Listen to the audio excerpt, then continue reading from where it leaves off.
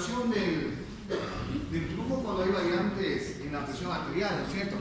Y esa regulación del flujo cuando hay variación en la presión arterial tiene dos teorías. ¿Cuáles son? La metabólica y la cianógena.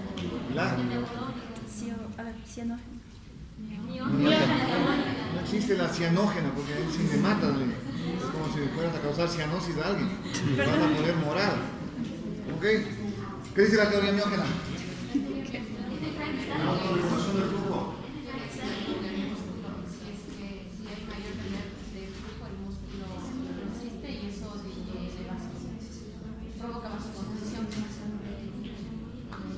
A ver, si hay mayor presión, ¿qué pasa con el vaso? Se dilata en un primer momento, pero inmediatamente, ¿qué pasa con el vaso? Se contrae, disminuye el flujo que hay. Y luego una teoría metabólica que dice... Disminuye los vasodilatadores. ¿Qué más? ¿Qué más? Hay vasoconstricción. Además de que lava los vasodilatadores cuando hay mayor...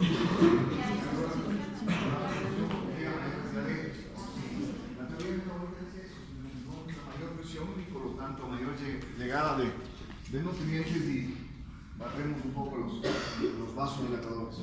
Ok, ¿cómo se forma la oxígeno? Es por una si nace una situación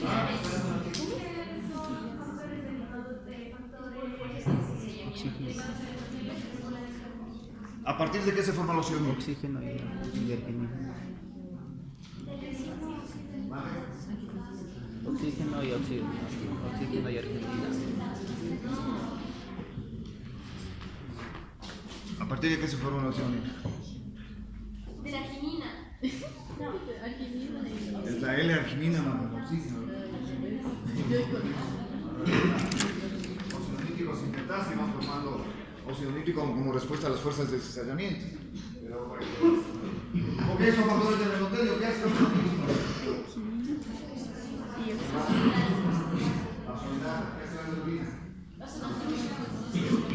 ¿Qué hace las dosatinas? No es cierto, no es cierto. Dosatinas, ¿qué hacen las dosatinas? Eso le pregunté hoy. Es el elemento más.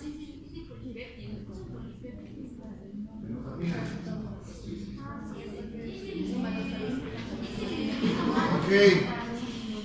Y al final del capítulo vimos algo. Factores moral, correcto. Factores vasoconstrictores humorales.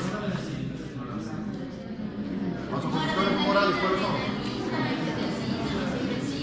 Entonces, tenemos algunos vasoconstrictores. ¿Cuál es el más potente vasoconstrictor del cuerpo? La vasopresina. Del cuerpo. No es cierto. El más potente vasoconstrictor La del cuerpo. vasopresina. La vasopresina. Esa es la más potente del mundo. Ok.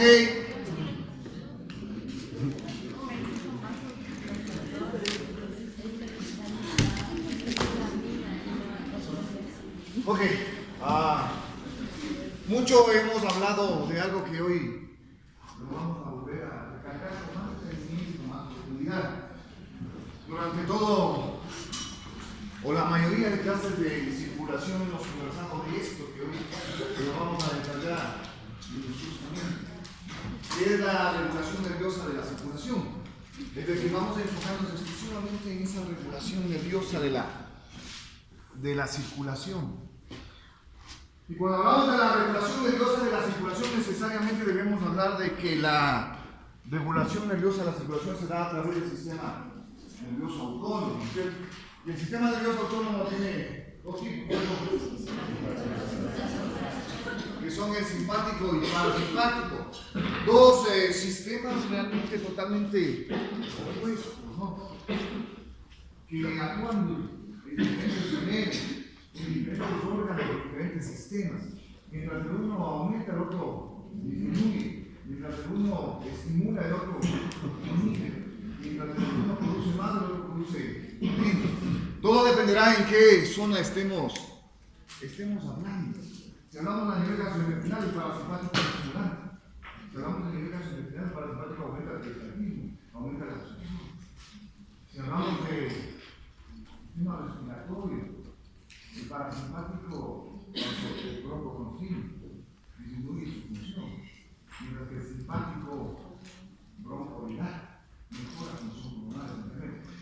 si nos vamos a la función cardiovascular sucede absolutamente lo mismo. Mientras el uno es estimulante, el sistema simpático, y nos estimula toda la función cardiocirculatoria, el otro es... Ok, entonces de estas diferencias del sistema nervioso autónomo, ¿quién es el que comanda la regulación nerviosa de la circulación? Vamos a hablar ahora, ¿no? Sistema simpático, sistema parasimpático. Enfoquémonos en el sistema simpático primero. A ver, si esta es la médula, viene acá la protuberancia, el bulbo, y aquí nacen las fibras simpáticas que corren por las fibras espinales. De las fibras espinales salen las fibras simpáticas hacia los laterales, a la cadena simpática que recorre junto a la médula espinal nuestra columna.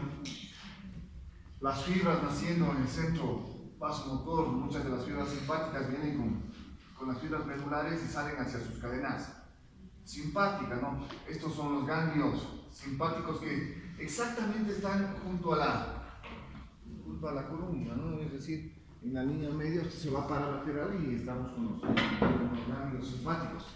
Los ganglios simpáticos están en todos los nervios torácicos, más el primero y el segundo lumbar. Prácticamente nosotros medimos o vigilamos la columna, veremos la cadena simpática desde arriba, desde los niveles torácicos hasta casi abajo, ¿no?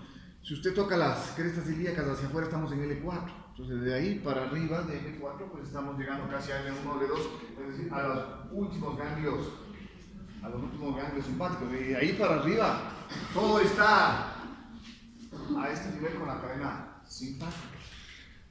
De los ganglios simpáticos y de estas, que son las fibras preganglionares, llegan a los ganglios simpáticos, y de los ganglios simpáticos se distribuyen a los diferentes órganos y sistemas, las fibras simpáticas, y entonces llega a los pulmones, llega al sistema gastrointestinal, llega al corazón. ¿Okay? Para que el sistema simpático ejerza su efecto. Entonces, realmente así es como está elaborado el sistema simpático, ¿no? Así nacen las fibras simpáticas, realmente corren con las fibras espinales de la médula, ¿no?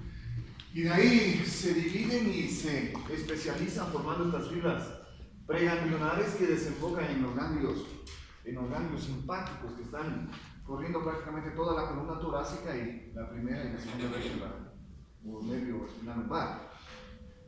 Salen y de ahí se distribuyen a todos los órganos y sistemas, incluyendo los vasos sanguíneos, que es lo que nos interesa en la clase de hoy.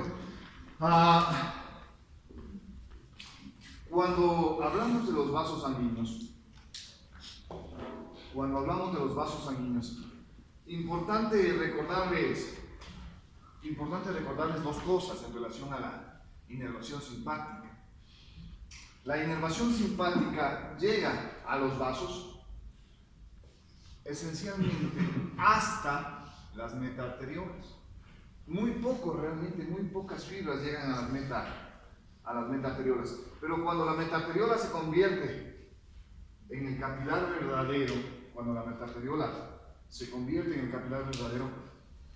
en los capilares, nosotros ya no tenemos inervación simpática. Oye, entonces la inervación simpática realmente llega solo a los niveles grandes del flujo sanguíneo, las arteriolas, y sobre todo tiene muchísimo efecto el sistema simpático sobre las vías de retorno, ¿no? Es decir, sobre las venas. Un gran efecto, una gran inervación en los vasos venosos de los sistemas simpáticos. Yo no tengo casi inervación en metaarteriolas y prácticamente no tengo inervación en los capilares. ¿Por qué? Exactamente. Porque el sistema simpático regula todo, regula nuestras variaciones de presión, regula nuestras estados de shock, regulan muchas cosas, pero el sistema simpático y el sistema nervioso general no tienen de acuerdo conmigo. Indirectamente tal vez sí, ¿no? Indirectamente tal vez sí, si yo hago una contracción de una gran arteria, imposible que llegue a tejido, pero el tejido en esencia, este tejido se está regulando por su necesidad, como lo vimos en la clase pasada. De manera que en base a eso yo no tengo inervación simpática en microcirculación prácticamente. ¿Ok? Entonces eso es importante que recuerden. Otra cosa que es importante que recuerden es que yo tengo constantemente potenciales de acción generados en el centro vasomotor, que me envían señales simpáticas, y estas señales simpáticas actúan sobre los vasos sanguíneos para dar lo que se conoce como el tono vasomotor. Yo les invito a que se toquen una vena, cualquier vena que ustedes tengan visibles, y que la toquen. Es una vena que tiene un tono, es decir, tiene siempre un ligero grado de contracción. Ese es el tono vasomotor dado por las fibras simpáticas. Si no, pues cuando no tenemos este tono vasomotor, prácticamente sería imposible que se actúe. ¿Okay? Entonces es importante recordar eso en relación al sistema simpático.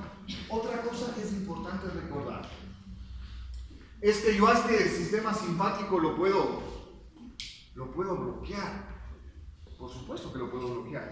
Si yo voy y hago una anestesia raquídea y deposito anestésico en toda esta zona, el anestésico local que yo he depositado en toda esta zona me va a bloquear no solo las fibras sensitivas y motoras que corren con la médula, en la médula espinal, sino también me va a bloquear las fibras preganglionares del sistema simpático. El momento en que yo bloqueo las fibras simpáticas, ¿cuál es la respuesta correcta? Por lo tanto, ¿me da qué? Por lo tanto, ¿me da qué? No, ¿me da qué? Si tú dilatas un vaso, ¿qué me da en la ley de Ohm? ¿Qué me da? Exacto, me disminuye la presión. Por lo tanto, después de pinchar la espalda, siempre tenemos que ver la presión sanguínea, porque yo voy a perder tono vasomotor. Y al perder tono vasomotor, el vaso se... El principal efecto de eso es la baja de presión. Siempre que yo pueda o vaya a bloquear el sistema simpático, siempre voy a tener hipopresión.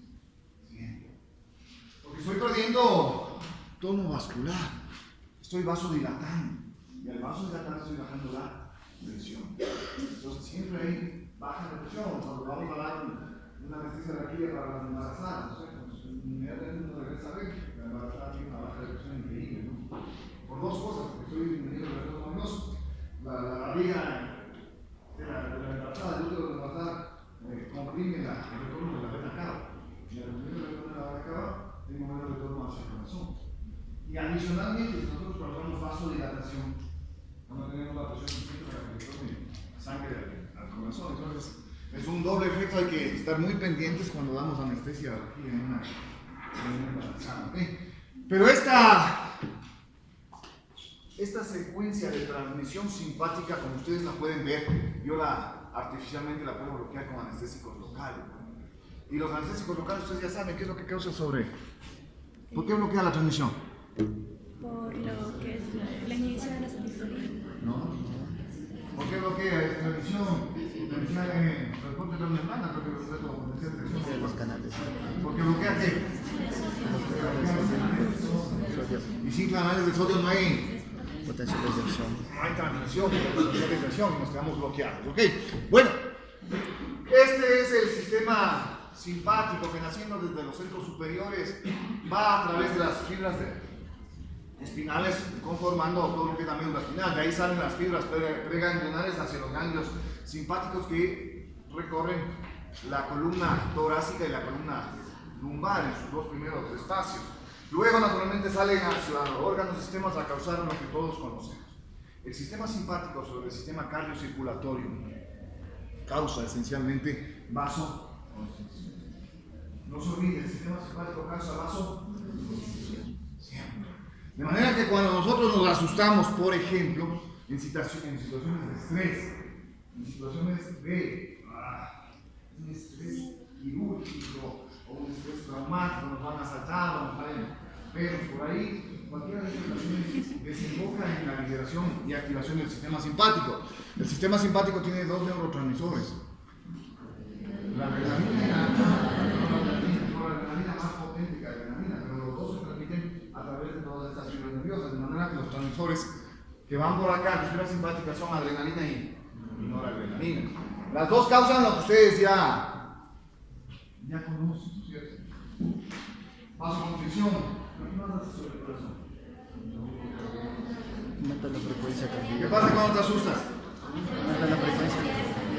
Aumenta la frecuencia cardíaca y adicionalmente aumenta la fuerza de Contracción. siempre el simpático aumenta la fuerza de contracción. Cuando nosotros vamos a hacer competencia, ¿no? Nosotros vamos a, yo que si estamos aquí en el Chilía, ¿no? Y vamos a jugar contra el A, no sé, la 6. Aquí, ¿no? 6 de contra 1. Vamos a jugar un partido chido, ¿no? Por más chicos que sean, nosotros vamos liberando un poco de qué.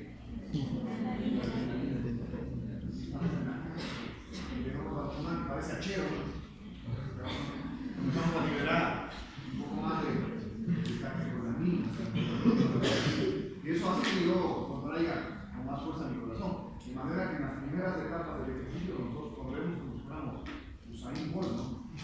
Pero como no estamos entrenados a los 4 dedos, estamos con la lengua afuera, ya no avanzamos, ya no hemos hecho ejercicio casi un año, ¿no? Una cosa es del colegio donde nosotros lo hacíamos como locos ejercicios, y de repente venir a estudiar medicina donde las frutas comemos. Entonces, claro, son dos realidades diferentes, pero a lo que quiero llegar es que cualquier tipo de estrés me va a estimular el sistema simpático, ¿no? El sistema simpático en la regulación, de la tensión arterial produce lo que hemos venido a conversar. En primer lugar, me aumenta la presión arterial porque me produce vasoconstricción, pero no solo eso, ¿no? Sino que me produce venoconstricción. Al contraer las venas del sistema simpático, hace que la sangre que estaba almacenada en las venas retorne hacia dónde? Hacia el corazón. Y al retornar hacia el corazón me aumenta la carga de sangre que está llegando hacia el corazón. Por lo tanto, mi corazón contraerá con mucho más. El resultado de todo esto será un aumento de la presión, porque me está aumentando ¿qué? El volumen. ¿Okay?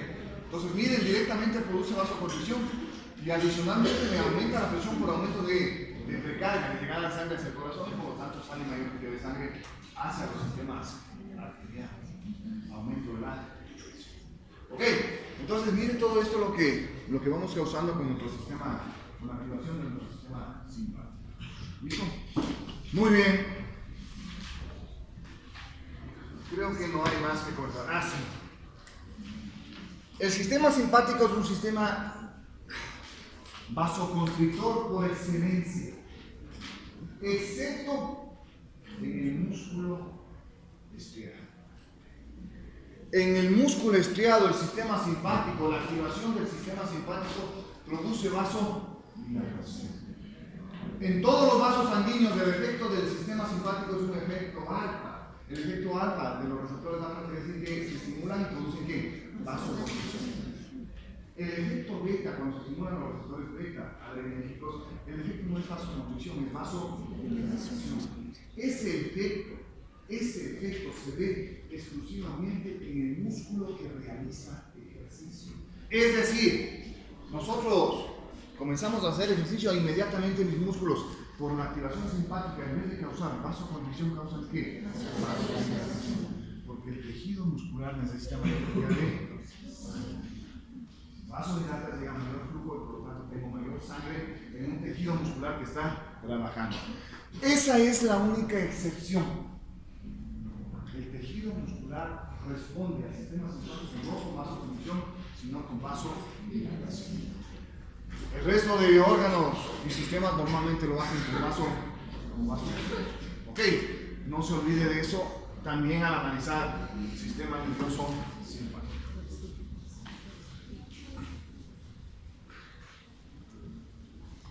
El parasimpático tiene, o es más sencillo en cuanto a su funcionamiento. El parasimpático sale directamente de los núcleos centrales entre la protuberancia y el bulbo, lo que constituye el centro vasomotor, y sale a través de las fibras vagales, ¿no? Es decir, el parasimpático, el sistema parasimpático, sus fibras están metidas en los nervios vagos. Y a través de los nervios vagos llegan a todos los órganos y sistemas, sobre todo tres. El sistema vagal tiene tres grandes zonas de acción, de ejecución: corazón, vasos sanguíneos, sistema respiratorio y gastrointestinal. ¿Okay? Entonces, el parasimpático actúa sobre todo a estos niveles. ¿Okay? El parasimpático tiene un gran neurotransmisor que es la acetilcolina. Los nervios vagales liberan acetilcolina como su neurotransmisor. Si el simpático liberaba adrenalina y noradrenalina, el parasimpático hace de acetilcolina. ¿Okay? Y el efecto parasimpático es fácil de deducir si sabemos del efecto simpático. Entonces, el efecto parasimpático sobre el corazón, ¿qué? Sobre el corazón. Sobre el corazón. Entonces, sobre el corazón disminuye ¿qué? El efecto más notable de la acción parasimpática siempre será el efecto que tiene sobre el nódulo sinusal. En el nódulo sinusal disminuye la frecuencia cardíaca. Y al disminuir la frecuencia cardíaca, en último término, disminuye el gasto cardíaco.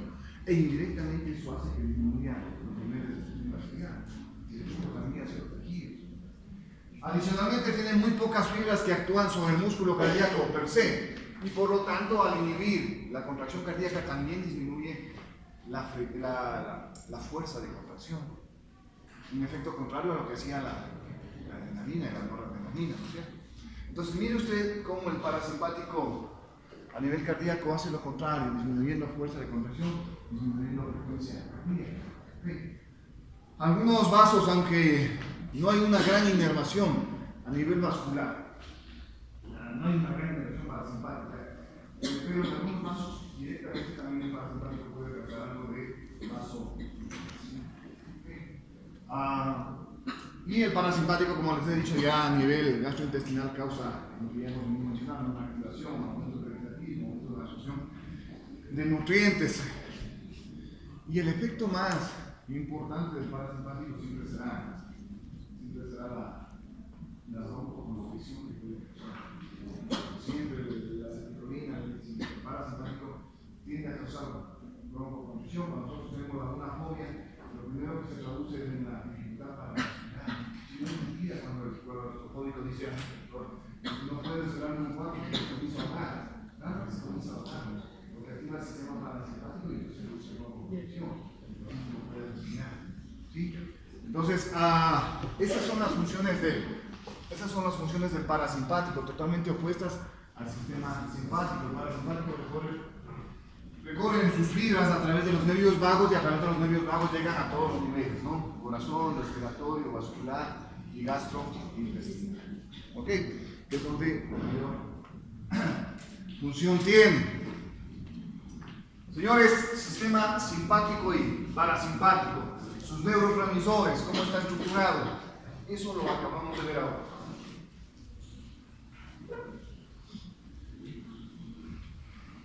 Pero todo este conjunto del sistema nervioso autónomo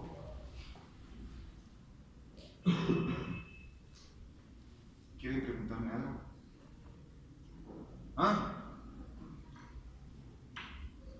Porque si quieren preguntarme algo, pregúntenme a mí directamente.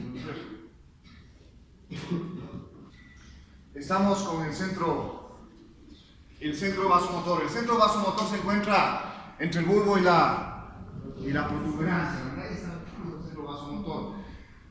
El centro vasomotor tiene dos núcleos superiores, dos núcleos inferiores, dos zonas sensitivas que en Guyton no están dibujadas y un centro cardioinhibidor que está aquí justamente en el centro que realmente tiene que ver con el sistema vagal, por eso su nombre de cardioinhibidor.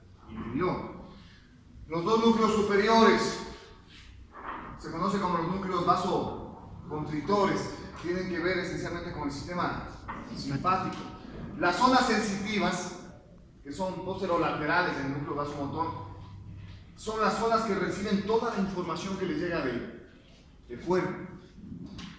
Una vez que les llega la información a través de las zonas sensitivas, todo el centro vasomotor actúa en su conjunto para darnos una respuesta adecuada. ¿Okay? Tengo los dos núcleos superiores vasoconstrictores, tengo dos núcleos inferiores que son núcleos vasodilatadores, que no ejercen su efecto directamente como lo hacen los núcleos vasoconstrictores. Los núcleos vasoconstrictores llevan fibras simpáticas realmente. Los núcleos vasodilatadores, su efecto, escuchará bien, su efecto radica en bloquear a los núcleos vasoconstrictores. El núcleo vasodilatador, el momento en que bloquea al núcleo vasoconstrictor, inhibe la vasoconstricción y produce indirectamente vasodilatación. Por eso su nombre de vaso o centros vasodilatadores, núcleos vasodilatadores. ¿Ok? Y finalmente tenemos esta zona que es la cardioinhibidora, que tiene que ver con el sistema vagal, ¿no? De donde salen fibras parasimpáticas realmente hacia los órganos del sistema, como hemos venido analizando. Muy bien. Este es el centro vasomotor. Dos núcleos vasoconstrictores, dos núcleos vasodilatadores, zonas sensitivas, laterales, y un centro cardioinhibidor y un centro vagal realmente. Este núcleo vasomotor, este centro vasomotor, es el que recibe absolutamente toda la información que les llega de lo que está sucediendo con nuestro sistema cardiovascular. Absolutamente toda la información llega a este centro vasomotor, y el centro vasomotor, sin que nosotros voluntariamente digamos nada, actúa para mantenernos en equilibrio. Actúa para mantenernos en equilibrio. ¿Okay? Este centro vasomotor que está a este nivel puede recibir estímulos centrales, ¿no? Es decir, pueden algunas fibras centrales, es decir, de niveles superiores, corteza sobre todo, producir una activación del sistema del centro vasomotor. Y eso tiene que ver con los estímulos que nosotros generamos conscientemente. Tenemos una fobia, por ejemplo. Fobia a las agujas, ¿no? Le vamos a pinchar, el paciente ve la aguja, solo con ver la aguja se desencadena a nivel de corteza señales que se transmiten al sistema vasomotor para activar el sistema cardioinhibidor, el núcleo cardioinhibidor. Por lo tanto, el paciente producto de la fobia que teníamos a nivel consciente. Lo mismo pasa con el miedo, ¿no? El miedo, el estrés. Estamos caminando, 7 de la noche salimos de casa. En la alameda nos salen 2 cuchillos y una pistola. Y es simpático, ¿no? Pero todo tiene que ver con la transmisión que nosotros hicimos desde nuestra sorpresa hacia el centro vasomotor para que desencadene una respuesta simpática. ¿Okay? Entonces, eso tiene conexiones también con niveles superiores, pero en la generalidad de casos, este centro vasomotor no actúa de forma consciente, siempre actúa a través del sistema autónomo, que no es un sistema que nosotros lo podamos manejar o controlar exactamente. Hey. Muy bien, el ejemplo clásico de esto, de esta regulación a través del centro vasomotor y del sistema nervioso autónomo, tiene que ver con lo que se conoce como el sistema de vasoreceptores. Ok, entonces tenemos un vaso acá. ¿Qué son los vasoreceptores? Son terminaciones libres, ¿no? Terminaciones libres tipo spray. Es decir, viene la terminación nerviosa y la terminación nerviosa hace esto, ¿no? Se abre tipo spray, varias ramificaciones, y capta lo que está sucediendo en la pared del vaso. Entonces yo tengo gran cantidad de vasoreceptores aquí en las paredes de los vasos sanguíneos que están captando, que captan el estímulo, ¿no es cierto? El estímulo de presión, esencialmente. Me voy a explicar mejor con un ejemplo que creo que es lo mejor para entender cómo actúan los vasoreceptores, estas terminaciones libres que se meten en la capa muscular del vaso. Esta es la presión determinada para ese vaso. Los vasoreceptores están captando una presión normal. Pero si a un sujeto le administramos por alguna razón más volumen, esta presión con la que está llegando aumenta. Esa presión aumentada, esa fuerza de la sangre en contra de la pared aumentada, es captada por el vasoreceptor, que son receptores esencialmente de estiramiento del vaso. Si se estira el vaso por aumento de la presión, estos vasoreceptores lo captan y transmiten ese aumento de presión hacia los centros superiores a través de las zonas sensitivas del centro vasomotor. Y entonces esta señal que es enviada acá, esta señal inicial que es enviada acá, el estímulo inicial que fue el aumento de la presión, nos da una respuesta contraria al estímulo inicial. Eso se llamaba Negativa. Negativa. ¿Positiva o negativa? Es la retroalimentación negativa que habíamos hablado en la primera clase, que tuvimos como ejemplo en la primera clase. Y les dije algún rato, conversaremos nuevamente del sistema de vasoreceptores. Los vasoreceptores que están en los vasos sanguíneos captan este aumento de presión, informan al centro superior y el centro superior me da una respuesta. ¿Cuál debe ser la respuesta lógica en ese vaso? Vasodilatación. Vasodilatación para disminuir la presión. Entonces el vaso se dilató como respuesta a ese aumento de presión. En otras palabras, mis queridos estudiantes, mi centro vasomotor nos está cuidando de que esa presión no vaya hasta niveles que sean peligrosos para nosotros. Imaginen ustedes un vaso con mucha presión. El aumento de la presión siempre tiende a ¿qué? A desbordar, a producir hemorragia. Y ese es el riesgo de presión alta. El paciente hipertenso que no es controlado, ¿de qué fallece? De las hemorragias intracerebrales. No se va a dañar y hace un esfuerzo y cae en el baño, ¿no? Se murió porque era hipertenso y no se ha sabido controlar. Por aumento de la presión.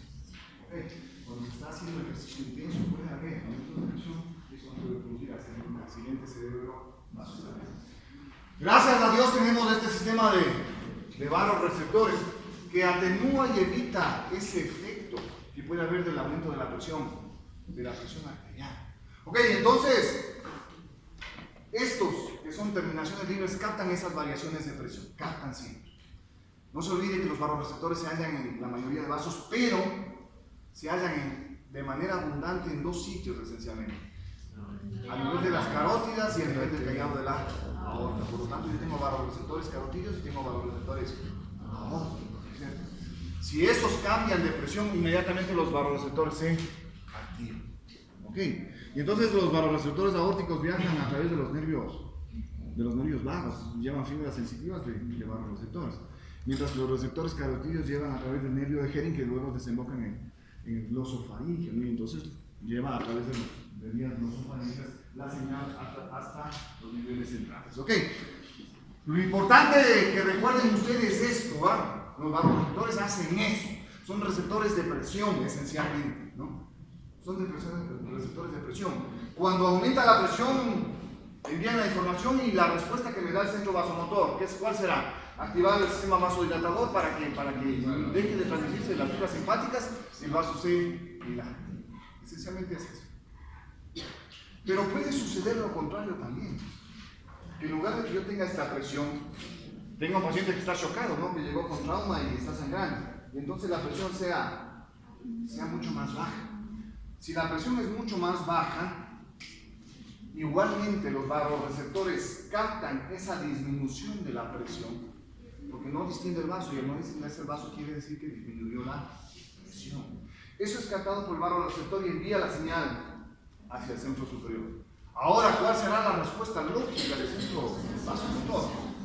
Disminuyó la presión, ¿qué tenemos que hacer? Tenemos que activar nuestro sistema simpático, nuestras fibras vasoconstrictoras a este nivel. Y dispara más, ¿no? Más potenciales de acción y el vaso se cierra.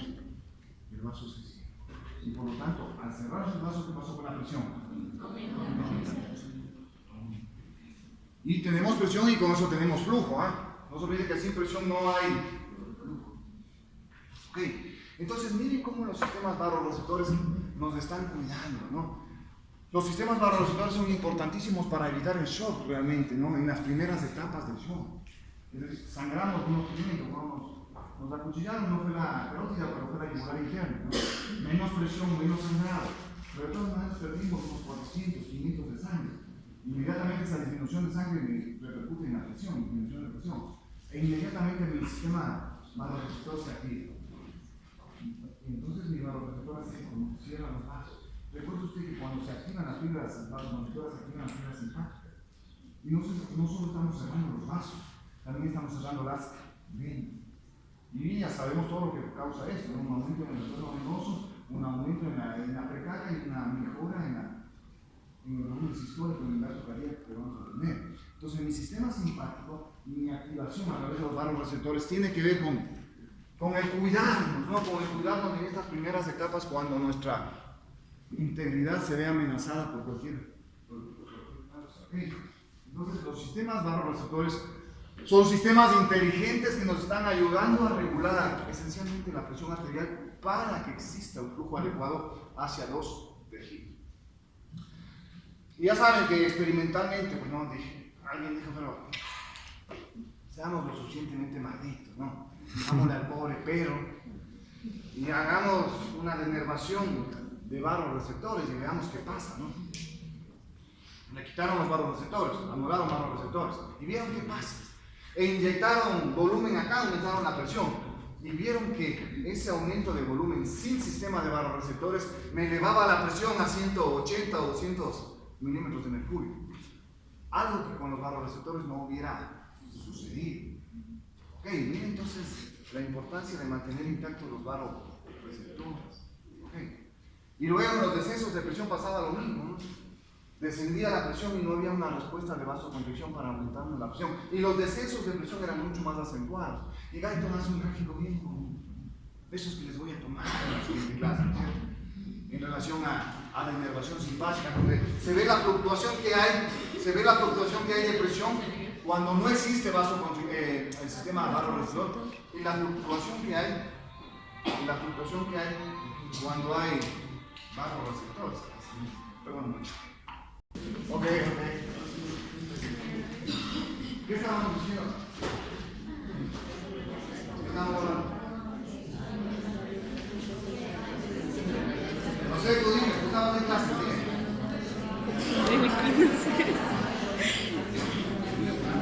Ok, estamos analizando entonces la importancia de los barorreceptores para mantener adecuadas las presiones arteriales. Hemos visto lo grave que sería no trabajar en barorreceptores. Miren, los barorreceptores son tan importantes que nos evitan que nos estemos desmayando cada rato, ¿no? Miren lo que pasa cuando nosotros estamos acostados y nos levantamos. ¿Qué pasa naturalmente con la presión a nivel de la cabeza? No sé. No, pues la sangre se va a cerrar más rápido del cuerpo y nos quedaríamos sin presión suficiente para que exista flujo sanguíneo.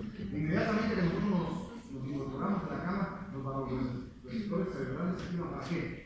Para causar y evitar ese descenso brusco. Pero ¿qué pasa cuando la pasamos otra vez, no? ¿Qué sucede cuando nos levantamos bruscamente, no? No le damos chance a los barorreceptores. Nos mareamos, no dice, chuta, me levanté de más, ¿no es cierto? Muy rápido. ¿Es por qué? Porque no le dieron tiempo al sistema de los receptores de activarse, producir aumento de presión. Entonces, miren los barorreceptores como nos van cuidando, ¿no? Nos van cuidando. Porque la fisiología es todo,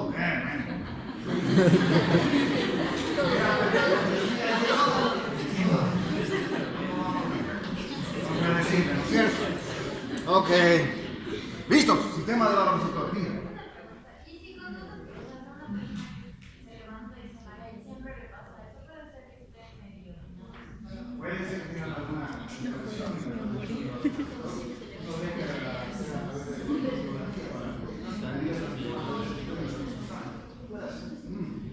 Los electrofisiólogos hacen eso normalmente. Lo que pasa es que hay gente que activa de diferente manera sus vasoreceptores, sobre todo cuando hay cambios posturales, ¿no? Pero normalmente siempre terminas activándolos, porque si no te desmayarías. Una cosa es que te llegas a marear por un descenso súbito de la presión intracerebral, pero es momentáneo, ¿no? Inmediatamente en 1 o 2 segundos tus vasoreceptores se activan y te devuelven la presión.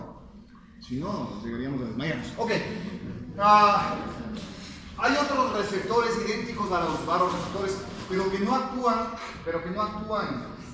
con estímulos de presión, sino que actúan con estímulos químicos, y por lo tanto su nombre se da como quimioreceptores. Terminaciones igual libres, pero que se meten en la íntima del vaso y lo que captan son los descensos de las concentraciones de oxígeno, sobre todo, y el aumento en la concentración de CO2. Y entonces por eso se les llama quimioreceptores. ¿Cómo actúan? Simplemente de la misma manera. Si disminuye la presión, como en este caso, si disminuye la presión, las arterias nutricias del vaso no tienen una buena presión y eso repercute disminuyendo la concentración de oxígeno a ese nivel. ¿Ok? Eso capta el quimioreceptor y transmite la señal de disminución de presión. ¿Cuál es la respuesta que nos va a dar el centro vasomotor? Vasoconstricción, para aumentar la presión. ¿Ok? Lo mismo pasa si aumenta la presión. Si aumenta la presión voy a tener más presión hacia la nutricia del vaso, mayor cantidad de oxígeno y menor CO2. Por lo tanto, se activa el centro quimioreceptor informando de este aumento de presión y la respuesta lógica que me va a dar el vaso es vasodilatación. ¿Ok? Eso es los quimioreceptores. Si estos receptores actúan a través de los estímulos de presión, los quimioreceptores actúan a través de los estímulos químicos por descenso en la concentración de oxígeno. ¿Okay? Son dos mecanismos diferentes, pero que se producen de la misma manera, ¿no? Tanto químico como vasoreceptores actúan realmente de la misma manera. Luego hay un montón de ejemplos de la regulación nerviosa de la circulación, con reflejos, ¿no? Como estos, los vasoreceptores. Y tenemos los reflejos de baja presión, es decir, los mismos reflejos vasoreceptores que tenemos en la carótida y en la aorta, lo mismo tenemos en la arteria pulmonar. Entonces a esos receptores que trabajan con presiones mucho más bajas les conocen como los vasoreceptores de baja presión. ¿Okay?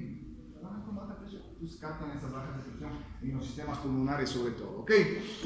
Luego hay otros reflejos, ¿no? Hay otros reflejos para equilibrar nuestro funcionamiento circulatorio. Y entonces, por ejemplo, si nosotros le ponemos 2 litros de suero a su compañera, y entonces, claro, le ponemos 2 litros de suero, aumenta el volumen sanguíneo, y ese volumen sanguíneo aumenta el retorno venenoso, tiene más volumen, le estoy inyectando una vena. Entonces, esa vena inmediatamente retorna hacia la aurícula derecha. La aurícula derecha se distiende, y al distenderse, libera el objeto, ese se conoce como reflejo de volumen, es decir, aumenta el volumen en la aurícula porque aumentó por haber ingresado la masa de aurícula del cuerpo, pero inmediatamente mi cuerpo es tan perfecto, dice, pues no necesitamos más volumen. Y la aurícula derecha mismo se queda fértil local para qué? Es un fértil local antibiótico para qué? Para producir diuresis y eliminar ese exceso de. Vean cómo está cuidando nuestro cuerpo, ¿no es cierto? Con el volumen sanguíneo. Y luego tenemos el reflejo de Bambis, ¿no? El reflejo de Bambis que es idéntico, ¿no? Aumenta la distensión de la aurícula y esa distensión de la aurícula produce taquicardia. ¿Por qué? Porque con la taquicardia vamos a aumentar la azúcar y vamos a eliminar la cantidad de líquidos a nivel renal. ¿Sí? Pues son reflejos que, estando presentes, nos ayudan en todo esto. Igual que el reflejo de compresión abdominal, simplemente ese reflejo que se produce en estado de shock, en donde las venas abdominales tienen a contraerse y a hacer que la sangre que estaba a este nivel pues, retorne hacia el corazón y aumente el gasto cardíaco, que se ve en estado de shock. Entonces hay algunos reflejos que nos va mencionando Guyton que tienen que ver con esta regulación, con esta estabilización de la presión para que exista. ¿Ok? Listo, señores, esto es la regulación nerviosa de la circulación. ¿Dudas?